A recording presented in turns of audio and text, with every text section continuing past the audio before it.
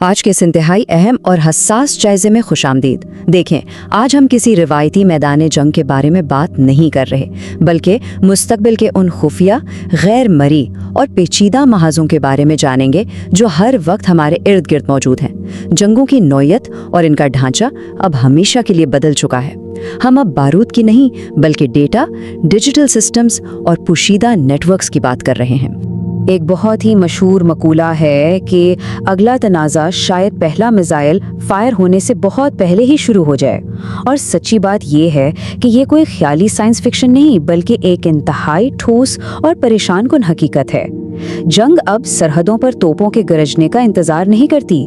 ایک خاموش جنگ شاید اس وقت بھی جاری ہے جب ہم یہ تجزیہ کر رہے ہیں۔ یہ واقعی ایک ایسا تصور ہے جو جنگ کو سمجھنے کے پورے روایتی نظریے کو جڑ سے ہلا کر رکھ دیتا ہے۔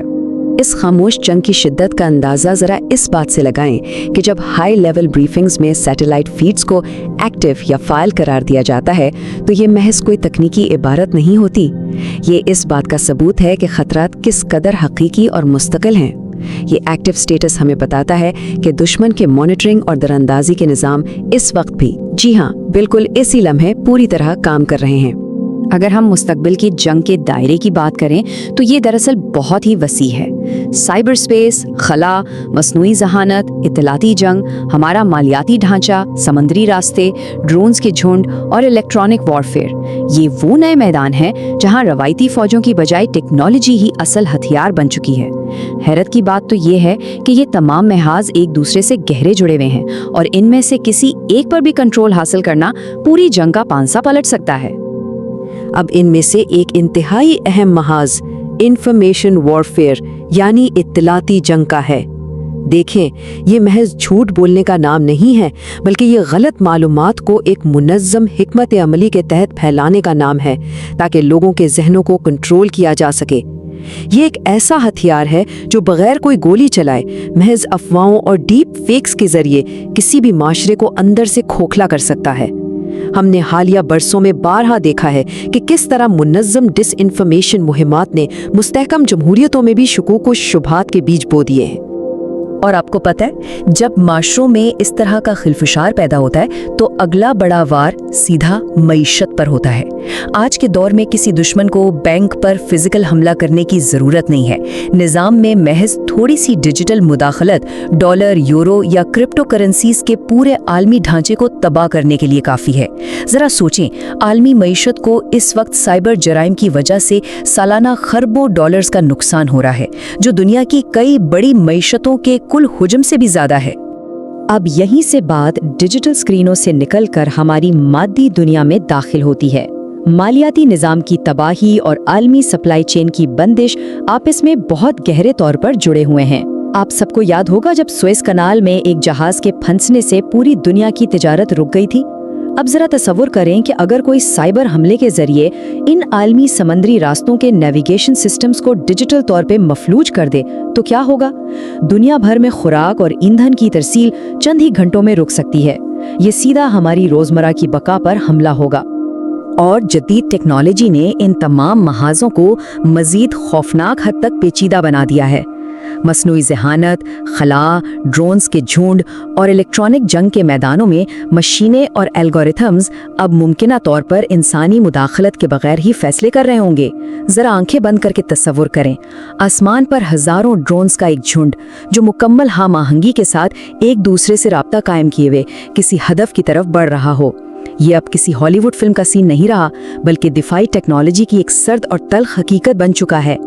تو پھر یہاں ایک سوال پیدا ہوتا ہے کہ ان تمام بکھرے ہوئے خودکار نظاموں، سیٹلائٹس اور ڈرونز کے جال کو آخر کنٹرول کون کر رہا ہے؟ اس کا جواب ہے آرٹیفیشل انٹیلیجنس آپریشنز گرڈ۔ مصنوعی ذہانت اس مستقبل کی جنگ کا مرکزی اعصابی نظام ہے۔ یہ وہ دماغ ہے جو سائبر سپیس سے لے کر خلا تک ہر جگہ ہونے والے حملوں کو سیکنڈ کے 1000ویں حصے میں مربوط اور منظم کر سکتا ہے۔ انسانی دماغ کبھی بھی اتنی تیزی سے ڈیٹا پروسیس نہیں کر سکتا جتنا تیزی سے یہ گرڈ کر سکتا ہے۔ چلیں اب ان تمام بکھرے ہوئے ٹکڑوں کو گلوبل تھریٹس میٹرکس کے ذریعے ایک ہی جگہ رکھ کر دیکھتے ہیں۔ سائبر حملے، معلومات میں ہیرا پھیری، مالیاتی تباہی، سپلائی چین کی جنگ، خود مختار AI کی دوڑ اور خلائی برتری، یہ سب الگ الگ نہیں بلکہ ایک دوسرے سے جڑے ہوئے عالمی خطرات ہیں۔ ہمارا یہ ماڈرن عالمی ڈھانچہ اس قدر نازک ہے کہ اگر اس کا ایک بھی ستون گرا دیا جائے تو تاش کے پتوں کی طرح پورا عالمی نظام لڑکھڑا جاتا ہے۔ لیکن یہ تمام نظریاتی باتیں اس وقت ایک انتہائی خوفناک حقیقت کا روپ دھار لیتی ہیں جب اچانک کنٹرول روم میں یہ الرٹ گونجتا ہے، cyber attack in progress, system breach. یہ وہ لمحہ ہوتا ہے جب پوشیدہ جنگ کھلے عام سامنے آ جاتی ہے۔ یہ ڈیجیٹل خطرات پلک جھپکتے میں وقوع پذیر ہوتے ہیں۔ ایسے حملے میں یہ سوچنے، فیصلہ کرنے اور جوابی کارروائی کرنے کا وقت منٹوں میں نہیں بلکہ ملی سیکنڈز میں ہوتا ہے۔ 73%، جی ہاں 73%، یہ ایک اکیلا نمبر کسی بھی طویل بحث سے زیادہ خطرناک ہے۔ جب تک ہمارے حفاظتی نظام کو مکمل طور پہ یہ سمجھ آتا ہے کہ حملہ کس نوعیت کا ہے، ڈیٹا چوری یا سسٹم کی تباہی کا عمل پہلے ہی 73% تک مکمل ہو چکا ہوتا ہے۔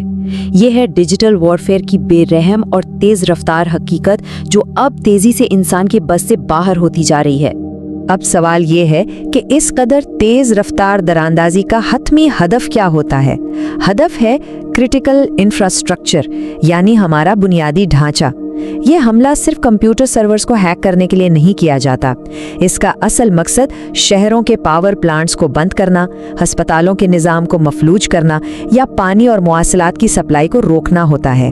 ہم نے حال ہی میں ہسپتالوں کے نیٹ ورکس پر رینسم ویئر حملے دیکھے ہیں جنہوں نے لائف سیونگ ہنگامی طبی امداد کو روک دیا۔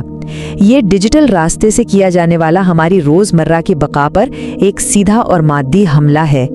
تو ان تمام پیچیدہ محاذوں کی گہرائی تک جانے کے بعد اصل سوال یہ نہیں ہے کہ کیا مستقبل کی یہ جنگیں لڑی جا رہی ہیں، بلکہ سوال یہ ہے کہ کیا بحیثیت ایک معاشرہ ہم اس غیر مری جنگ کے ان پوشیدہ محاذوں کا دفاع کرنے کے لیے تیار ہیں جو ہر لمحہ ہمارے گرد سرگرم ہیں؟